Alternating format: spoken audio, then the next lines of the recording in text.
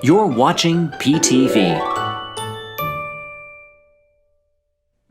Good evening, everyone. I'm Arnie. I'm Doug. Welcome to Pepper Tree Villa, and this is PTV Live Friday edition. It's a special edition because we are here to interview a very good friend of the channel, and his name is Nicholas Humphries, or Nick. So, everyone, I'd like to give a very warm welcome to Nic Humphries. There he is. Hello. Let's give applause there. Live from Canada, right? Right, from sunny Vancouver, Canada. Thank you for having me back on, guys. Oh man, it's wonderful. I absolutely love having you on the channel. It's great. Yes, it's really fun that you knew the movie was coming and you kind of hinted to us.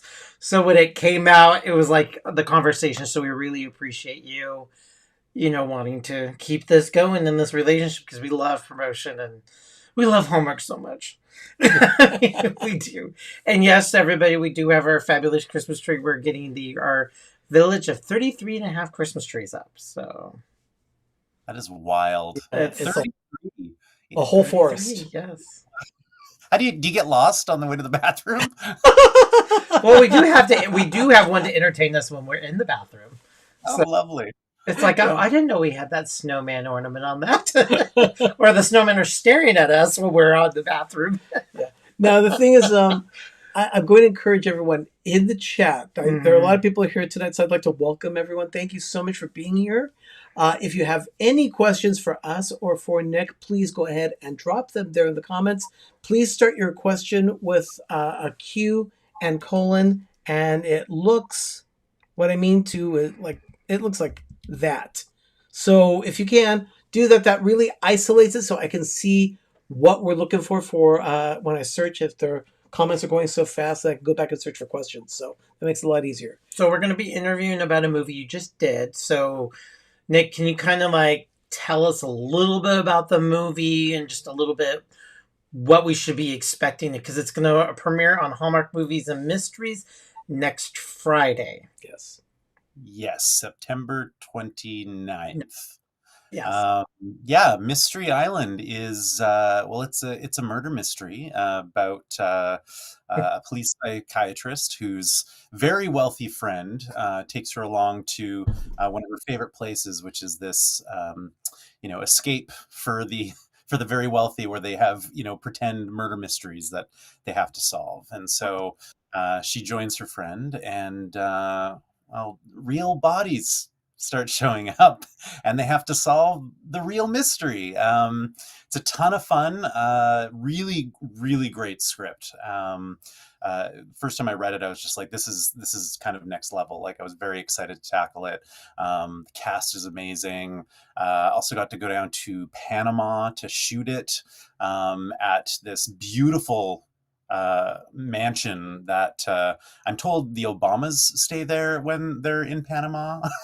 The crew is telling me. I haven't data or fact checked that, but it just was like a really very cool experience. Got to shoot scenes in the jungle for the first time in my life, which sounds really cool, but it's actually quite hot and full of bugs. Howler monkeys are kind of a sound issue, but it was just I'm just thinking of all the bugs and having a panic attack. Yeah, it was crazy. Like, those jungle days were so hot, and then just when you thought the sun was going to kill you, there'd be like a crack of thunder, and then everything would be like as if you're just standing underneath a shower head just getting soaked, and then it would be over like 10 minutes later. The weather there is just insane. It was like nothing I'd ever experienced. But the cast and crew were all staying at this hotel in the middle of the jungle, and we all bonded, and it was a very special memory even now. I mean, it's only been a couple of months, but I think the friends that I made on that shoot I'll have for a very long time, and I think that comes across in the film. Quite proud of how it turned out, and I think audiences are going to really like it. It's very cinematic, and again, like a very good script. So I think people aren't really going to know who done it until the end, even though all the pieces of the puzzle are kind of in there. So it'll be a fun watch. Oh, great. Now, how long was the shoot? Well, the shoot was 15 days. Oh. That was Yeah. fast. Yeah, you're really cranking that out. I mean, because I heard, oh, Hallmark movies is almost 2 weeks, 3 weeks, or they don't dilly dally around. You go, you film, and you're done. Well, you know what the funny thing is, though, is because I've kind of grown up in something called acquisitions, which are movies that kind of get made outside of the network first and then sold to the distributor. And sometimes they make their way to Hallmark and sometimes they go other places. And a lot of those shoots are 12 days. So I've really been sort of, raised up in the system, conditioned to doing things with even less time. So 15 days felt like a luxury to me because suddenly I knew how to get all my coverage. But also, I got to get all of these like amazing establishing shots, and we had a drone on hand. Which, when you're in the jungle next to the ocean in Panama, like some of the drone shots in this movie are like Oh, the most expensive shots I think I've ever been able to be a part of. So it was a luxury for sure. Okay, so Ben is asking, how much time were you given to prep for the film? Well, that's a funny story. I was actually a late addition to this film, and I'm not sure what happened beforehand, but I actually got a call. I think it was like 2 days before they started filming. So I got a call. I was getting a haircut, and I was about to go have dinner with my little sister, and found out that I got it and that my plane was leaving in like 14 hours. I had to cancel dinner with my sister, go home, do laundry. It was the most haphazard packing job I had ever done in my life because I just went and got my luggage and threw it open. And I was like, maybe I'll need this. I have no idea. What is the weather like? I'm like looking on the map to see where Panama is. Like, it was all very last minute. And so, I got down there, checked into my hotel room, and then immediately went to the main location that we were shooting at. Because the director of photography was there. And then we sat down and just instantly became like fast friends. Like the references we were talking about were all the same. We were excited about the same stuff. And we knew in that moment that it was going to be a lot of fun because we had just very similar personality types, I think. And then, that evening I got a cast list and I emailed all the cast and I said, we're going down to the wine bar in the hotel. Let's meet up and chat a bit before we hit the ground running tomorrow. And so we did. And then, the next day we started shooting, which was it's amazing how well it worked because I think the most stressful thing for me was that usually I like to shot list everything a week in advance, right? Because sometimes when you're shooting, you pull things up from later days. Like originally something's scheduled for Thursday, but it makes more sense to like pull it up to Monday, and you have to be ready for those situations. And that first week, I was only able to do shot lists for like a day at a time. So we would shoot all day. I'd go home. I'd do up the shot list for the next day. I would send it out to my AD and script supervisor and DP, and then we would like repeat the next day. And it was complicated because, it's a mystery, right? Whereas like a rom-com, there's a fairly linear storyline, A leads to B leads to C. It's easy to kind of track where we are in the story. But with a mystery, there's all these little things that you have to establish like along the way. So you have to understand the full scope of that script in a major way, like right down to the nitty-gritty details. And so, it was... That part of it was a little bit stressful, but I did have the time to read that script probably 7 times back to back on the plane when I should have been sleeping. I was reading this because it was an overnight flight down there. But I was more than ready by the time I got there, and it definitely was a test of my skills. Like, can I throw myself into this with essentially zero prep? I mean, I don't know. The audience can be the judge, but I think we knocked it out of the park. We're definitely looking forward to Fridays. Yeah, next week. We're gonna we'll probably do a watch party. Yeah, of the film. So we'll be live. Yeah, I'm going to be doing a watch party. I'm actually going to the UK on Tuesday to go get together with a bunch of the cast so that we can all watch it together. And that's the kind of like friendships that we made on the shoot, that we were just like, we made plans, in the swimming pool at 3 a.m.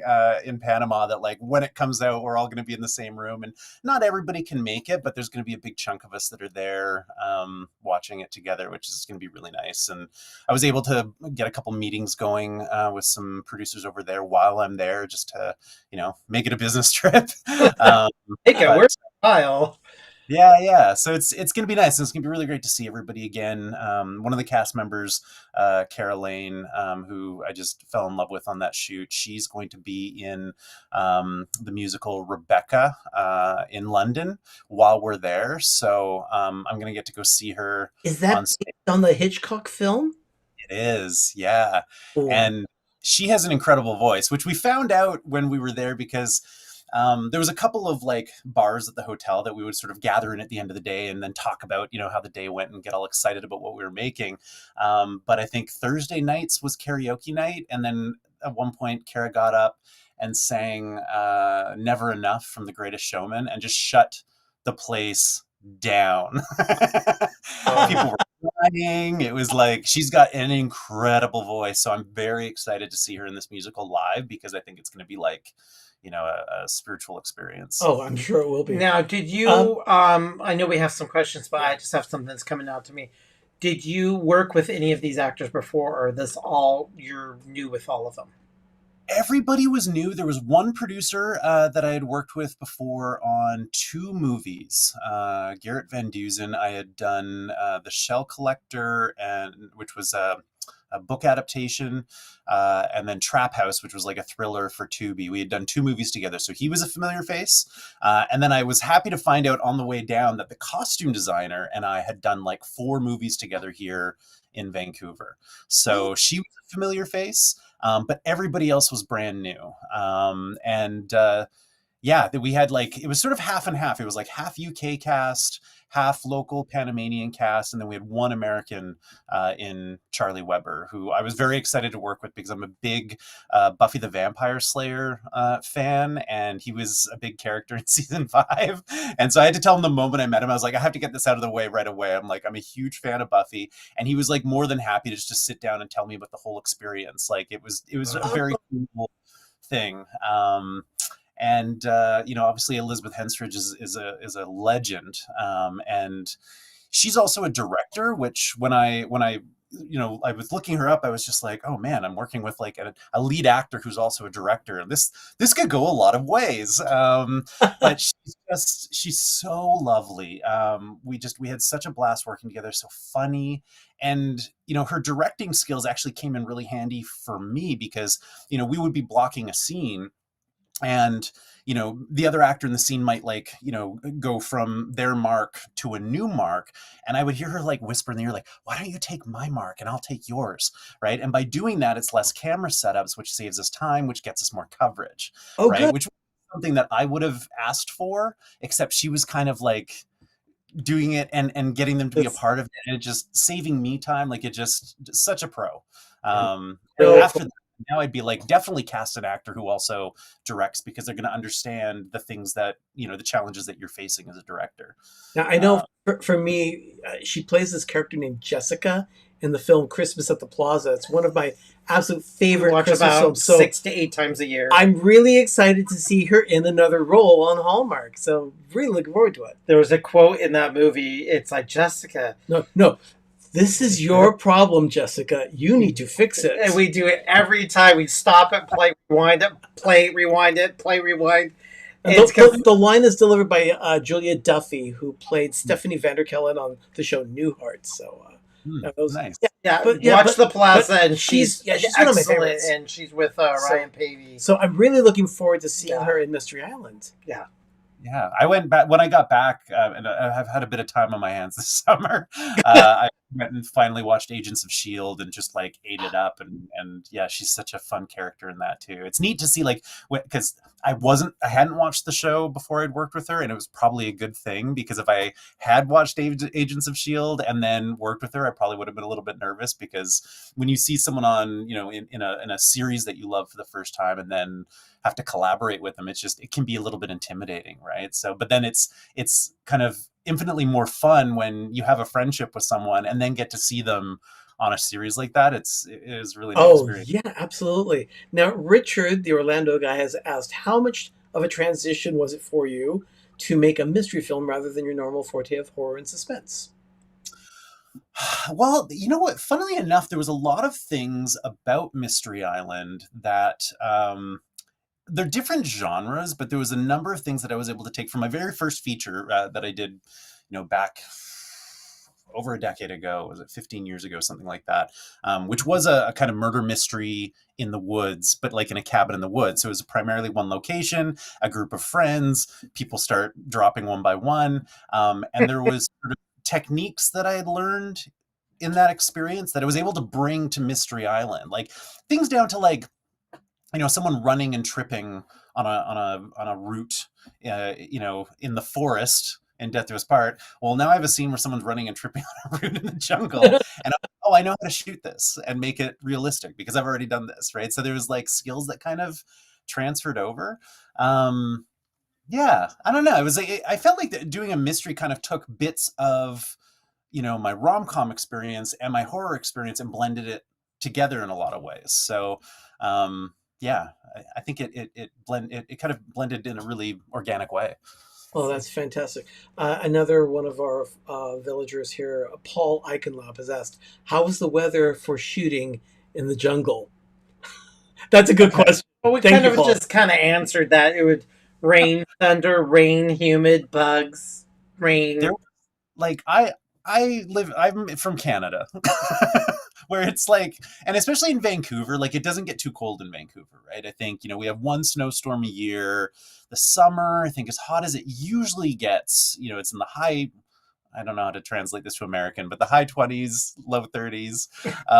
And in Panama, it was 32 degrees every day, which probably, what is that, like 120 in the US? It's pretty warm. It's very, but it wasn't the heat, it was the humidity. How It hot? was like 32? 100% humidity. How much is it? 86 is 30. But That's 86 with humidity that matches that it gets to It's- be unbearable. Yeah.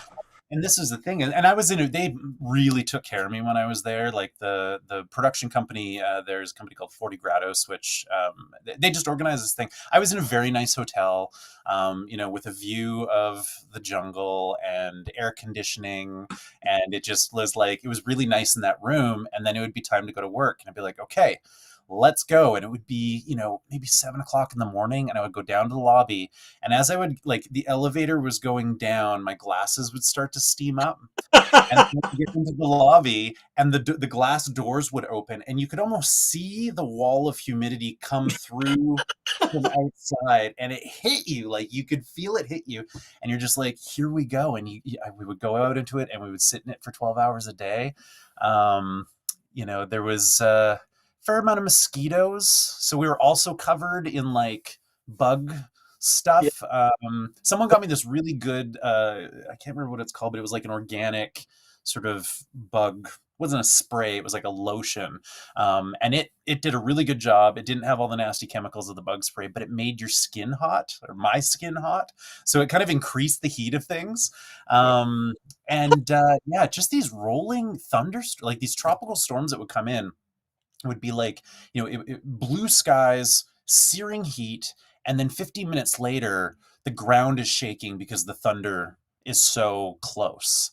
And actually, I have videos that I took where, on one of the weekends we went up, and one of our local friends took us to this rooftop bar. We're having drinks, and then the storm came in, and we were on the rooftop, and it was like we were sitting in the middle of a hurricane. Like, it was just so intense.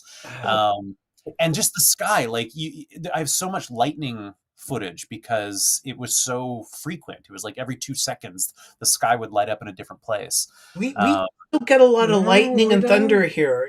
That's just so foreign to us. Here in the West Coast is not really. Yeah, we don't really get really heavy inclement weather. Now, if it were in Florida, that'd be another story. Oh, So, yeah. I wasn't used to it. So I was just like, everyone was laughing at me because I just had my phone out the entire time filming the storm because it was so dramatic. Like, the entire sky was lighting up in multiple places. And there was a chunk of time where we couldn't get back to the hotel because, like, I think it was the streets were flooded. And for me, I'm like, well, if the streets are flooded, this is like a major environmental disaster. Right? It was like, no, it'll all flow away in like 15 minutes. Don't worry about it. We just have to wait for it to go down. I'm like, okay. But yeah, and then the jungle was an extra bit of intense because it would get so hot. There was one day, the heat was so intense, and it had heated up the ground to a point where we had umbrellas to keep the sun off of us, but the heat was now coming from below, because it had Oh, kind of so hot.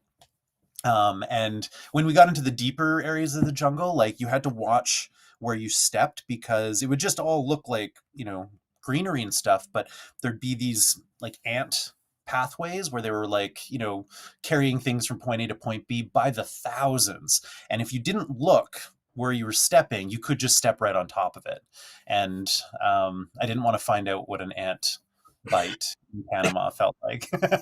Um, um, oh but god, the my panic attacks. I feel like everything is. It's like But pre. there was some magical things about it too, though. Like, there was one day we were shooting, and it was just a calm little scene where, two of our women were sitting under a tree having a conversation, trying to solve the mystery. And a curious sloth made its way over from another tree over to the tree that we were shooting on, and was like hanging down from one of the branches, just kind of like looking at all of us, trying to figure out what we were doing. It was really cool. They've got some very neat wildlife down there. Did you keep that when you filmed it and you got to catch the sloth in the film? He wasn't in the shot. He was like above the frame, Oh, but like not by far, like maybe 6 feet above their heads, just kind of hanging down, watching them. oh. kind of like Zootopia. We call him Flash. Great film. So my brother Ben, who's on a train right now, is the movie written in a way that it opens it up to a series for Hallmark in the future? I would say absolutely. Okay. It's sort of, yeah, it really does. I think so. Okay. We joked about what the sequel would look like. Yeah, I don't know what Hallmark's plans are for it, but I know the cast and crew would love to see a different Mystery Island on a different continent every movie. Oh, there's always people dropping like flies, so you could always do some death somewhere. I'd be all. That would be really cool. That's really cool. Oh my goodness. What else do we have in people kind of like? Well, that's the one question that I've got there. But Ben said that, talking about his weather, he said that he felt that humidity in Miami about one weekend about 17 years ago. He says, no thanks. The humidity was awful. Yeah, it's a different kind of heat. Like, it's like people say that, but like, when you're in it, you're just like, okay, this 2 degrees here feels very different than, the rare times we've had 32 degrees in someplace like Vancouver, or, I have one of my exes has a place in Arizona where it gets really hot, but it's just like a very different kind of heat where it becomes a little bit more tolerable if it's drier. But it's such a beautiful country. Like, Panama is gorgeous, and I knew so little about it when I got the job, and I know so much about it now that I was able to spend, I think, over a month there between shooting, and it was maybe it was about a month. One of our local actors, her whole family came and picked us up on the weekend in 3 cars, grabbed me and the cast and the assistant director and the producers, and drove us around and showed us all their favorite places in Panama. We got to see the canal. They took us out for like authentic Panamanian food. Yeah. It was really neat. I would my hat. I would take a cooking class there. I would like, where's the cooking school? Where's the cooking class? So, yeah, some of the food I had down there was just incredible, and I would go back in a heartbeat. Now, Richard's asking, do the frequent weather changes in Central America help make some critical lighting decisions that ended up affecting the tone of the scene, that requiring you to direct the scene differently? That's a really good question. I was sort of surprised by because of how quickly the weather changes. We kind of had to think on our feet in a number of places, because, maybe we're going to shoot something outside, and then, okay, well, it's, torrential downpour, so let's see if we can get inside right now. The nice thing about Panama is that the sun rises and sets pretty much at the same time all year long, because of it's where it is on the equator. So it doesn't, they don't get the seasonal time changes like we do everywhere else. So we could always count on the fact that, at 5:30, the sun is gone. And we were able to schedule appropriately, which kind of makes it a bit of a dream place to shoot, because you have this equal amount of night and day, and you schedule around it, and it works like clockwork. I think we were chasing clouds a few times where, a nice cloud would come over the sun and create a nice bit of diffusion, and the light was really nice. And then all of a sudden it blows away seconds later, and then it's harsh sunlight. We'd have to, put up some diffusion to kind of match it. But overall, I don't remember struggling too much with the weather, even though it was so chaotic. It all kind of worked out. Now, with the weather, you had mentioned that you had about 14 hours to prepare for packing. When you did finally end up packing, did you pack appropriately to handle the weather that you got? I think I may have overpacked a little bit. But I did manage to bring, I have a really good raincoat because I live in Vancouver. Actually, I have like multiple raincoats for depending on like the temperature here. So I had a nice thin Arc'teryx raincoat that I was able to bring down. Lots of t-shirts. The vital thing was changes of socks because I felt like I needed to change my socks at lunchtime so that I wasn't wearing the same socks from like, humid morning till humid night, because it would just be uncomfortable. And then coming back from lunchtime, I felt kind of refreshed because I had a fresh pair of socks on.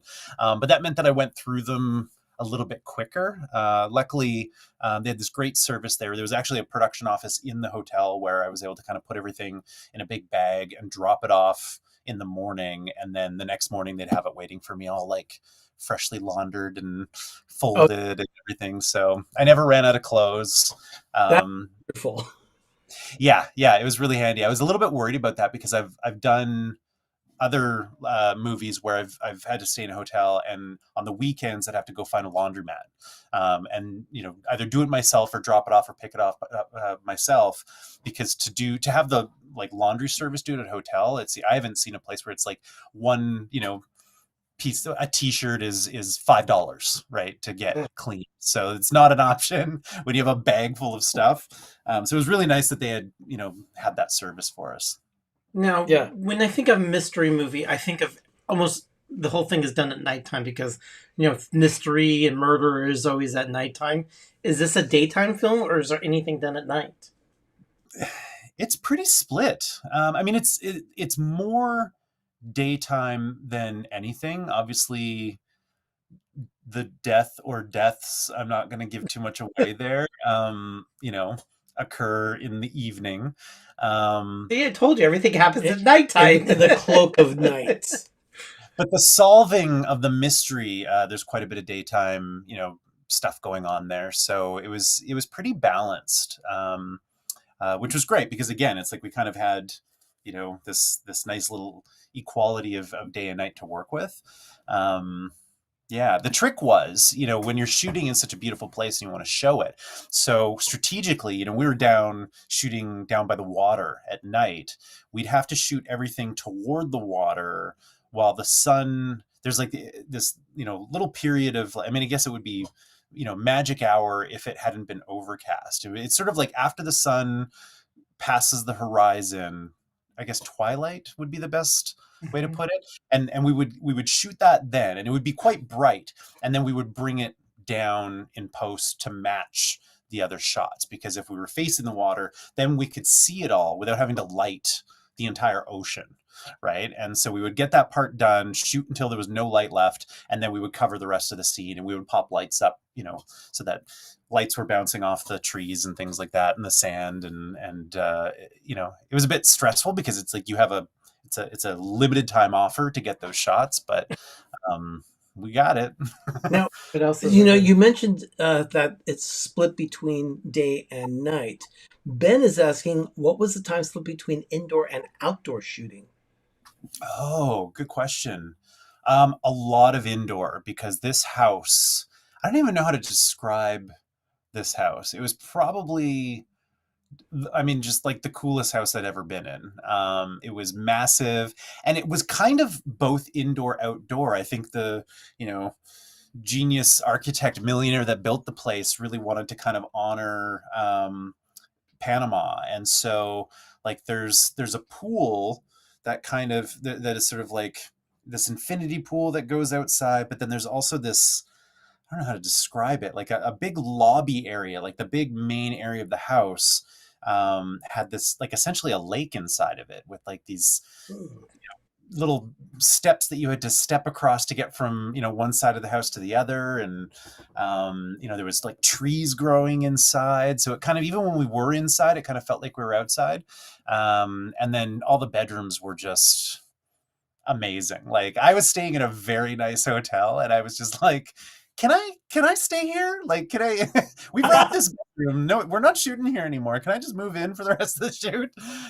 Because it was just, it was an incredible place. I have no idea how much this place costs, but you know, we didn't want to leave. It's a beautiful backdrop for this movie. And there was just so many little places inside of it. Not even little, like these massive rooms that we could shoot inside that all had distinct kind of vibes. And yeah. But then of course, you know, we had to go outside for some running around in the jungle. So I think, you know, was it 3 days? 1, 2, 3. We also had to go, we went down to Casco Viejo, which is the old town in Panama,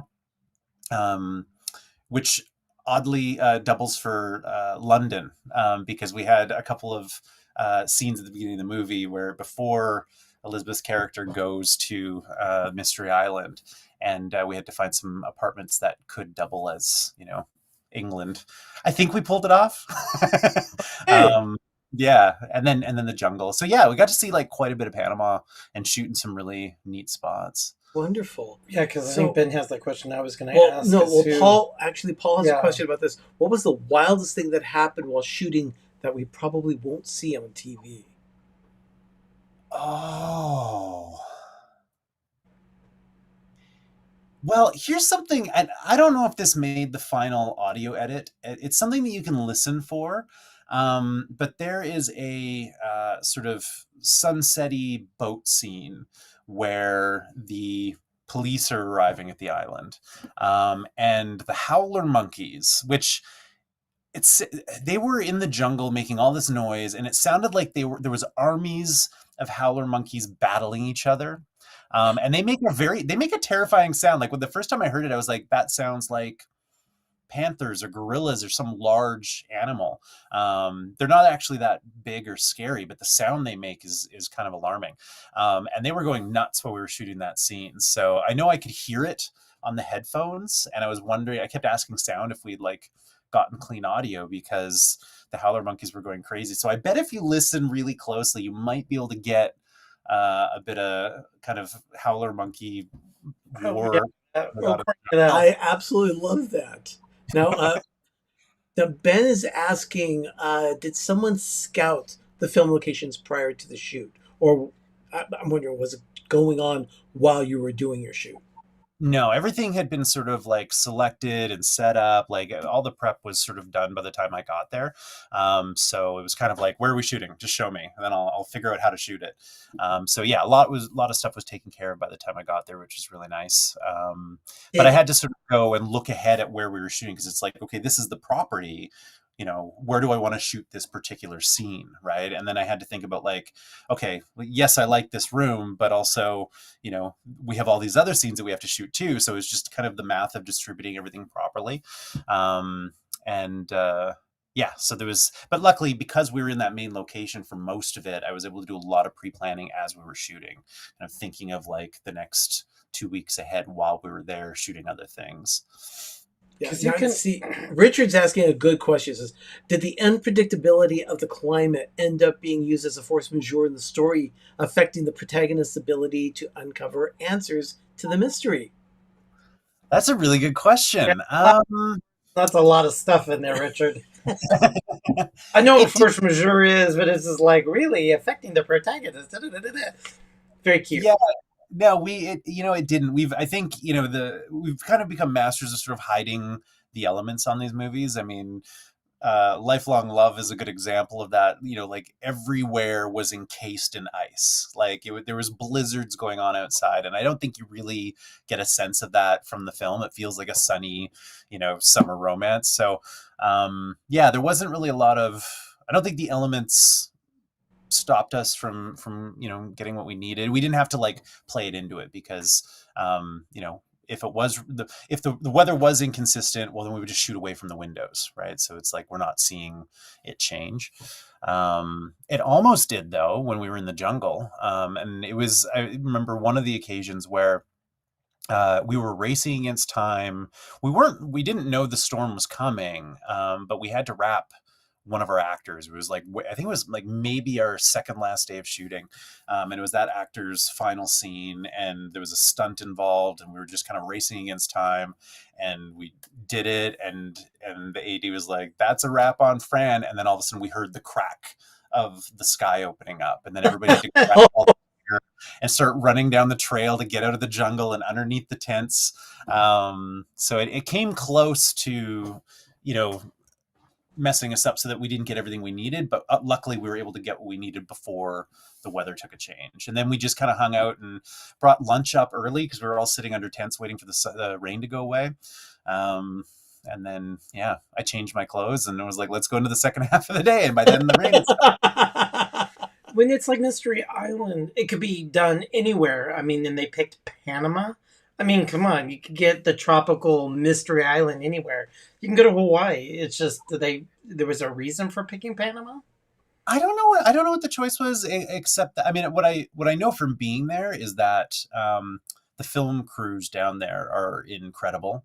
I imagine there's probably some kind of like tax benefit, but one of our focus puller was a local Panamanian, and this is a job, like I always say that there's a lot of jobs on a film set where if the person doesn't know what they're doing, the movie will still get made, right? If the director doesn't know what they're doing, the movie will still it won't be good, but it'll get right? But someone who's pulling focus, like if the movie's out of focus, you can't use those shots. It won't work, right? So that's always kind of something that I'm holding my breath on. And this guy, Edgar, I think was his name, could not miss a focus mark. Like, and even if we were doing things like changing things in the moment, he was just like changing the focus, and it would never fell out of focus. He was one of the best focus pullers I have ever seen. And yeah, he's from down there. I think they do a lot of reality shows in Panama, like a lot of kind of like adventure challenge type reality shows shoot there. My guess is he's probably been on some of those crews and had to like, kind of documentary follow somebody, running through the jungle and swinging from, stunt prop thingies. Like, just, I don't know what his training is, but it blew my mind how good this guy was. And everybody was fantastic. I had this really lovely script supervisor that I worked with. Just really loved the whole crew there. So, but I don't know how much if they knew that. I don't know if the company had shot things down there before and they were aware of that. But now that we know, it's like I would recommend anybody go shoot in Panama just because the diversity of the locations. You've got blue ocean, and you've got jungle, and you've got like some of the coolest architecture I've ever seen. There's so much money kind of going into Panama, I think, because of the canal, that like driving into the city was like arriving in Dubai or something. Like the buildings were like nothing I had ever seen before. So I think there's just a really great diversity of locations down there. And I'm guessing the money is, a little bit, goes a little bit further. That usually determines where things get shot. Oh, America had its hand in all that. That's an America. It's Panama. Everybody says is kind of like the tropical America. So come on. Yeah, when America comes in, we sully up everything. Yeah. So Ben is asking, is there a scene or scenes that were shot where you wish you could have done them differently once they were shot? No. And normally I would have like 3 examples. This is just this case where I don't know. I'm so proud of how this thing turned out. I think, it's always a small miracle to get a movie made, right? And it's an even bigger miracle to make a good movie. But occasionally you get the perfect location, the perfect crew, the perfect cast, and things just kind of work in this beautiful way. And, you know, I love the collaboration so much. I felt like, my other key creatives and I were building something that, we were making each other's work better in the moment. Particularly like my work with my director of photography. He's just such an amazing guy. His name's Lars Lindstrom. He's a director of photography from Los Angeles. And, like I'd present an idea and then he would present an idea and then we would put them together and it would become, greater than either of the two were. And it's just, I'm so happy with how it turned out. I think my only wish is because I love it so much. I wish either we had a 50-day shoot where we could just, spend more time together, or it gets a bunch of sequels and we get to do it again. I think those are my wishes. Yeah, that's a good one. Again, Paul's asking again, says, cut to the chase, Nick. How do Christmas movies look for this year? Do you have any idea of any of the Christmas films going on with Hallmark this year? Well, I know that there's like very few things. So like normally this time of year in Vancouver, we have about 50 movies in production, and I think we have like maybe 5. And I don't know if they're for Hallmark directly, if they're acquisitions. I've just noticed on the weekly production list that the Directors Guild of Canada puts out that, there's a couple of things shooting. And last time I looked, they were all Christmas movies. So I don't know if they're necessarily Hallmark or if they're going somewhere else, but it seems like there are still some getting made. I haven't been asked to do one yet, and it's like I've been begging to do a Christmas movie. Like I want to do one so badly, and I think there's a lot of crews, particularly in Vancouver. They're like, they've done 100 Christmas movies, and they get excited about, doing like the thrillers and things like that. For me, I'm like, it's the holy grail. Like I have not done a Christmas movie yet. I want to do one so badly. We would love to see you do a Christmas. Yeah, Hallmark just released the list and the PDF, and sure enough, they're going to do a new one Friday, Saturday, and Sunday. And I thought that was not even going to happen because of what's happening. And they are cranking out, I think it's 31 movies. Something like that. 30 some odd films, yeah. It's like, oh God, we're going to have no life. Now, Richard's asking, has Ava Preston become your creative muse? As I predicted she will. No, I'm not her agent. We haven't been able to work together yet, but I will continue to look for an opportunity for sure. Okay. Good. Okay. Now, Ben is asking, is the lack of shooting in town due to the current situation here in the U.S.? Yes. Yeah. Okay. Yeah. Everything is just kind of, well, like I said, it's been a very relaxing summer here in Canada. But in Vancouver specifically, we're a big service industry for the U.S. So, how much we work is really based on how much stuff is getting made. And, it's been at a standstill. We've been checking the status of the strike daily because, it's been a while since a lot of us have worked. I know, a lot of people, particularly with like below the line jobs, that service people, the laborers in the film industry, a lot of them have kind of started doing other things like, delivering Uber Eats and Instacart and things like that. They're finding temp jobs or just like leaving the industry entirely at this point because, they're not in a situation where they can save up for things like this. And this happens every once in a while, right? Like the industry is kind of cyclical and there's slowdowns all the time. Last time it was COVID. This time it's a double strike. And it's just not feasible for a lot of people. So yeah, really hoping, things get picked up. I think it sounds like there's a lot of, funds and things that Americans can apply for with the strike going on. Yeah. There's not really. Fortunately, yeah, they're trying to help out. We've never heard anything about it. And then all of a sudden I see a news article come through in one of the videos that pop up that we watch on YouTube. And it came up that I guess they're going to start with the writers. I guess there's been a little more talk. And the CEOs of, I think, the big 6 or something are now in the room. So nobody knows what that means or anything, but it sounds like... But at least it's a moment of optimism. Yeah, they're saying they feel like progress is getting made, but whatever that comes out to be. So, because I don't remember, like, this is crazy. This is the most talking they've done in like 141 days or something like that. So I think everybody's kind of hopeful that something's going to happen, because, in theory, if they can work this out and get things going with the writers again, hopefully the actors will be fairly quickly afterwards, and then, we'll be able to all get to work before the end of the year. I think, for me, the kind of concern is that if things don't get going soon, even if things get worked out, let's say in January, the industry here doesn't pick up until the spring because of the weather. So, we're not looking at, it's like we all kind of need at least a gig before the end of the year to carry us through till the springtime. And if it doesn't happen, then it's like we're looking at, months and months and months. Everyone's EI is going to run out. There is a fund here that you can apply for. There's a one-time $2,000 fee that you don't have to pay back, but that's pretty much the only support there is for film workers in Canada that I'm aware of. So it's grim. That's grim. That is, all of it. Now, Richard posted your Instagram link here, so everyone, you can go follow Nic on Instagram at instagram.com/Nicholas Humphries.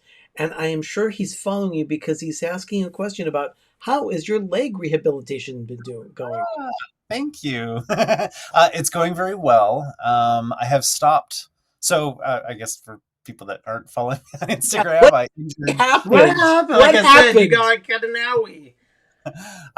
So I was working out. I do powerlifting, so deadlifts, squats, bench press. I did a competition last November, and placed well, and it's just something that I really love to do. But I injured myself squatting. I had 200 something pounds on my back, and I went down too fast, and I tore my quad and my hip tendon.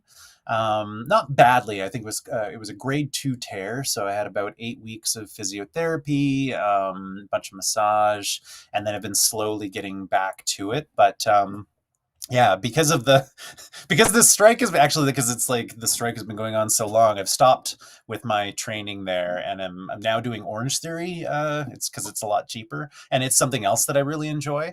But I can run. I can, I can't do any like big impactful like jumps and things like that, but I can squat again. I've added weight back on, so it's getting better. Thank you for asking. I told me you should give up and just start, lifting tacos and submarine sandwiches. It's a lot easier and a lot yummier. That's what we we do. Yeah. It's like, Yeah, I'm into it. Anything else? Yeah. Well, what I want to know is, do you have any projects with Hallmark coming up in the future? Probably, like nothing that I'm aware of right now. Basically, nothing is going to happen until this strike is over. So we're all kind of waiting to see. But I'm hoping, the audiences are going to love Mystery Island. I think they will. I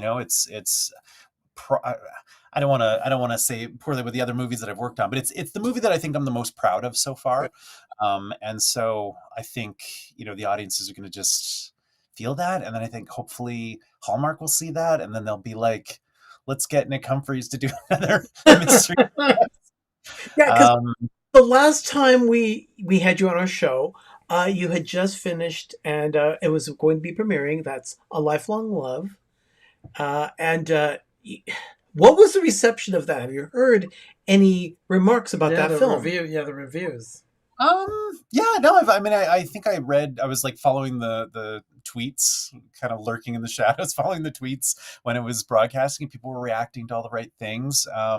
It's actually having its Canadian premiere this Saturday, tomorrow. So finally, Canada is going to be able to see it on City TV at 8:00. And I believe it's 8 sort of locally wherever you are across the country. So, it made the move to Canada. So I don't know. I think it did pretty well. Well, I do know that when we watched it, we really did enjoy it. It was really good. It's been one of the best films we've seen this year so far on Hallmark. So. Hallmark Movies and Mysteries and Hallmark Channel, they're actually totally two different things. Because I feel like the quality is so much better, and it just has a different feel than Hallmark Channel. I mean, they're the same. You still get the Hallmark-ish but they're totally two different things. But yeah, definitely, they they do a movie almost every single week. You'll see that on Hallmark Channel, and with Hallmark Movies and Mysteries, it's think about every other week or so. two a month, it seems like. Maybe they'll crank out 3 a month. So It's not a lot. with that, there have been dozens of films this year. But yeah, definitely, A Lifelong Love does rank among the It was top really good. of all the films. So, It's so sweet. Thank Yeah, you. and we're not saying that just because No. we know you. We are saying that because we review every single Hallmark film that comes across. And believe me, there have been a lot of dogs this year. Ugh. Yeah, there was. That means a lot. Appreciate that. Absolutely. Yeah, right now we're So, into Fall into Love in the Hallmark Channel. I'm really hopeful that you do get some more Hallmark films because you seem to have like this magic touch. So that's a get good it thing. out there. Like I said, people, come on, Hollywood, chop chop. Let's see it. Let's get things going here. I honestly love it too. Like I've had so much fun. Like some of the people that I've gotten to work with on these movies has been like, really, really magic experiences, and lifelong love working with Andrea and Patch and Michael, and like just it was just such a lovely experience. And I think that also kind of came across in the movie. Like I think there was a lot of love put into that film, and so yeah, I think you feel that in the movie a little bit. At least that's the hope. With Mystery Island, though, I think it's along the lines of what you were saying, where sometimes you get to see some things that are a little bit different. This definitely has a more I'm not comparing it to anything else that I've seen on the channel, but it's very cinematic. Like there's parts of it that I think would play really well in a theater, just because of these big sweeping drone shots coming off the water up into the house, and like it just. I'm just so excited for the world to see it. Well, definitely. I'm definitely looking forward to that. We're looking for. Again, that's going to premiere next Friday night, 9 p.m. Eastern, 6 p.m. Pacific on Hallmark Movies and Mysteries. Come watch it with us, Yes, because we'll be doing it. Yeah, we'll definitely be watching it live. We want to make sure that we don't miss out on this one because I want to make sure we'll plan our meals accordingly for us. No, we do. We enjoy this. Yeah, like I said, this is our bailiwick. Yeah, definitely. We do enjoy watching the movies. I wanted to ask a question. We asked in the last time, I think it was Michael in the interview, the food on set. Because food is a very big part of our channel. So what was the food like on set? I know you usually have catering, but was it local catering? Did they have local cuisine available for you? Yeah. Oh, this is awful. The food is like... I can't remember a specific meal that I had, though. What I can remember was the treats at craft services, though, because they were completely different. So, like, catering comes at lunch. Oh, what am I talking about? The food was amazing. I don't know why I'm blanked out on that. This whole thing is such a whirlwind. The food was incredible, and it was actually catered by, I believe, the caterer at the hotel that we were staying at, which was like, it was a Westin. Like, it was like this wonderful 5-star hotel. And so the food was crazy. The desserts were like next level. Like, I love a good dessert, and some of these things I had never seen before.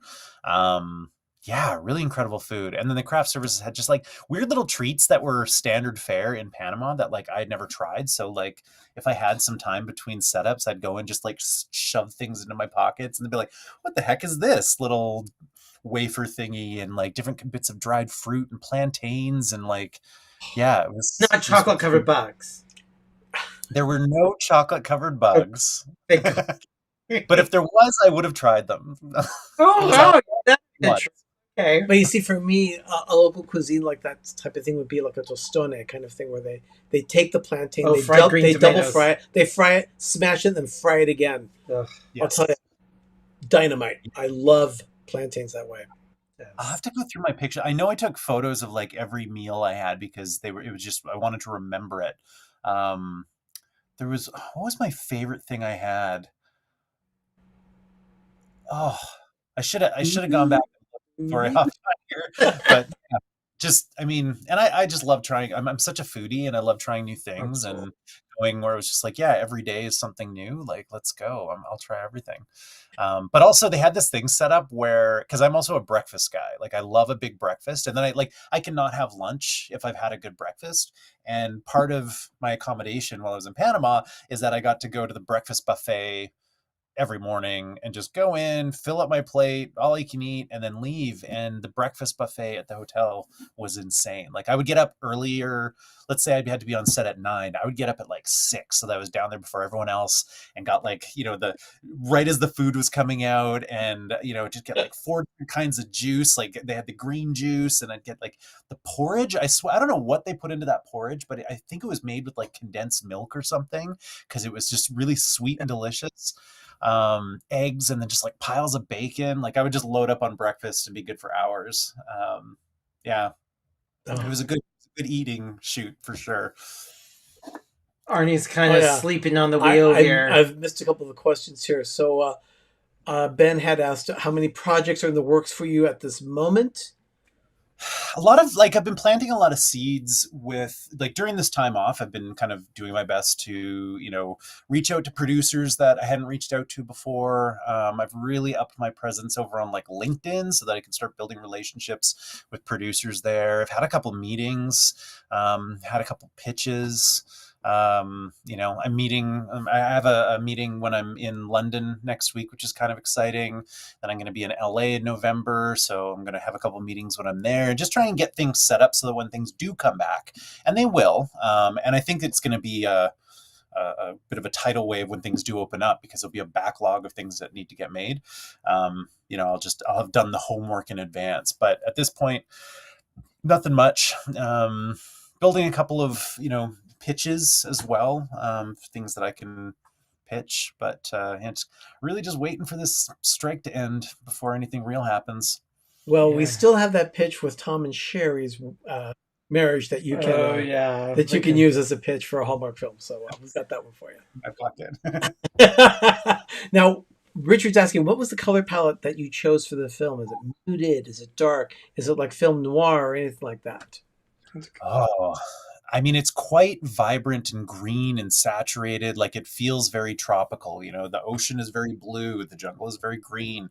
And again, I had worked with the costume designer before, and she planned these kind of color schemes around the characters that were so beautifully thought out that I didn't even register how gorgeous her work was until we would have this dinner sequence, and everybody would walk into the room, and you would see them all together in an ensemble, and the colors that they brought to that dinner table. And it just, yeah, it's quite vibrant. It feels like, I would compare it to like Glass Onion, White Lotus, like that kind of like tropical mystery sort of, vibrancy. Yeah. that's cool. Okay, now that sounds wonderful. Uh, Richard, let's invite Nick down to Disneyland with us sometime next year. I'll go. With I us. am Come with us. Yeah, come come to Disneyland with us. We'll show you around.